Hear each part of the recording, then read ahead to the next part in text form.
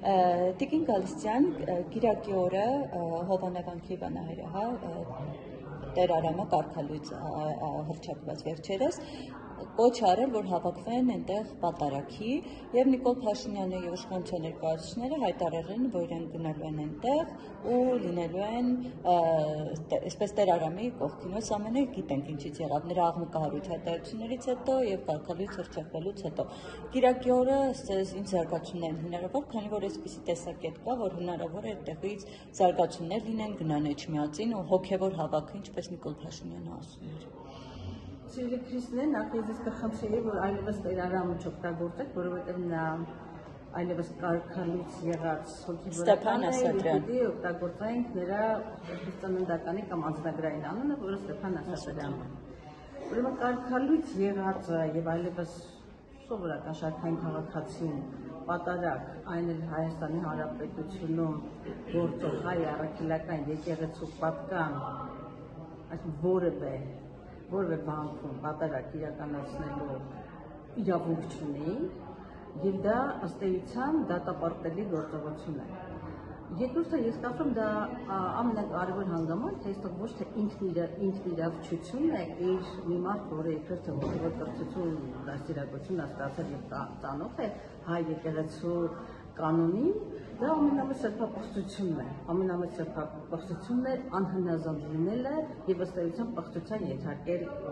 եկեղեցին։ Բայց դա ես վստահ եմ, ավելի քան վստահ եմ, որ սա իր անձնական նախաձեռնությունը չի, այլ այս անձնավորությունը քաղաքացի Ստեփան Ասատրյանը վաղուց դարձել է գործիք Հայաստանի քաղաքական իշխանությունների եւ ստացել մենք անձամբ Նիկոլ Փաշինյանի ձեռքին, որովհետեւ ուղղակի պիտի կույր լինել եւ չտեսնել, որ սա հայ առաքելական եկեղեցու դեմ պլանավորված այսպես ասպատակություն է, եկեղեցու հալածանքների շղթաներից մեկն է, եկեղեցու թիրախավորումն է, որը եկեղեցին թիրախավորելուց անդին ինքը հայ հանրության պառակտումի բսկտումի մեր ինքնությունը ասպատակելու եւ մեր ամբողջ ինքնության այդ բաղադրիչներից կարևորագույն հենասյանը հայ առաքելական եկեղեցուն ուղղված թշնամական։ Տիկին Գալստյան, այսպես էր արձագանքում Ստեփան Ասատրյանը, կարգալույց հռչակված Տեր Արամը, ինքն էլ ասում է, որ կաթողիկոսն է կարգալույց հռչակված եւ ինքը այդ կարգավիճակում լինելով չի կարող ինձ կարգալույց հռչակել, այդպիսի արձագանք երեք տվեց։ Գիտեք, սա ուղղակի կներեք չեմ կարող ավելի նոր բառ օգտագործել, սա հիմար պնդում է, ոչ հիմնավոր պնդում է, ամենայն հայոցի նորին սրբատություն Տեր Գարեգի երկրորդի կարգավիճության մասին խոսք լինել չի կարող, որովհետև բառապես չկա դար։ Ինչու Նիկոլ Փաշինյանն ասում է ժողովրդի մեջ պահանջ կա, հիմա մենք պետք է վերջնական կետին հասցնենք դա։ Այդպես է ներկայացնում։ Ժողովրդի մեջ շատ պահանջ կա, քաղաքական պահանջեր վաղուց ձևակերպված կա, որը վերաբերում է այս իշխանությունների հեռանալու եւ ժողովրդի պահանջը դեռևս իրավական կամ որևէ այդպես չի ստացել, բայց այստեղ եկեղեցու բեհապարի ընտրությունը սոսկ ժողովրդի պահանջ չի, հայ առաքելական եկեղեցին մեկ անգամ եւս կրկնեմ այսօր ամբողջ օրը խորհրդարանի ամբողջ մեր գործընկերները պնդում էին հայ առաքելական եկեղեցի սահմանադրությամբ անջատված է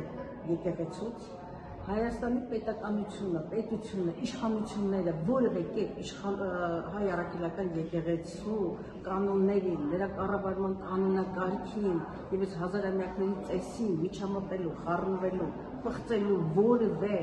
իրավունք բացարձակապես չունեն, ժողովրդի կողմից այդ պահանջի ձևակերպումը չկա եւ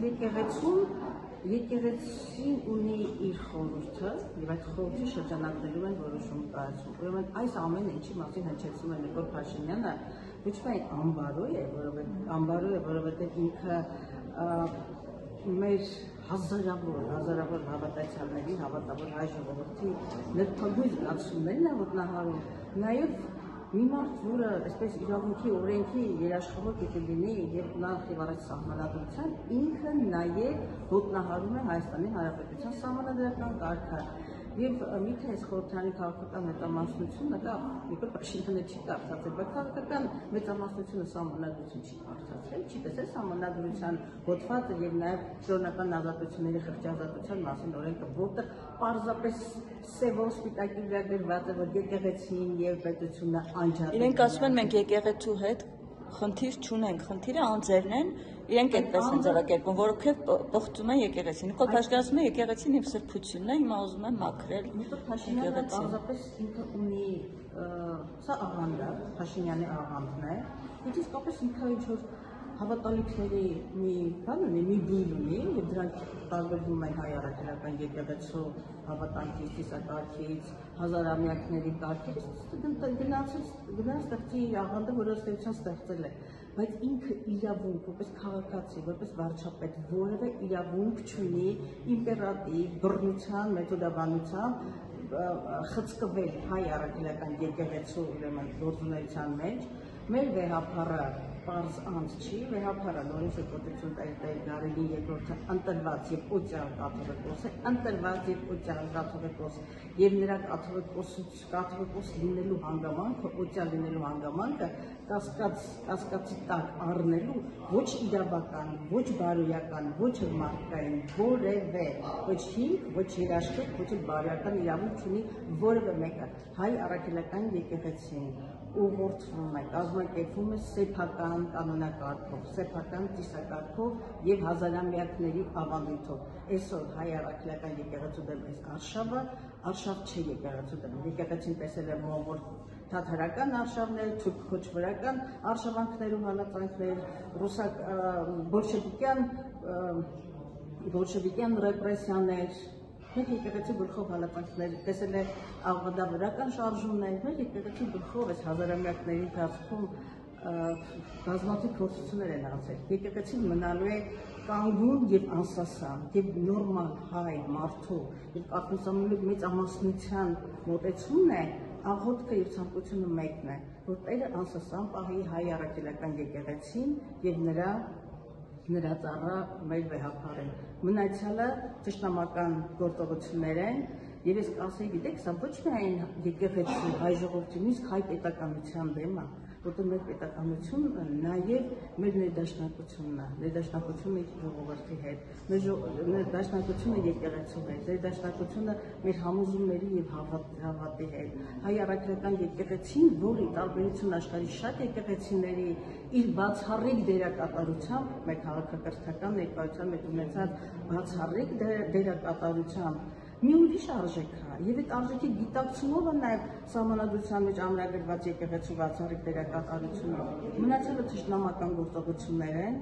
եւ ուղղակի մարդու երևակայությունից դուրս է, որ մի օր մենք պիտի բախվեինք ներքին թշնամու այս ձեռագրին, որը պարզապես ասպատակում է հայ եկեղեցին։ Ես կասեի հայ իրականությունը, հայ մարդուն մեր ինքնության։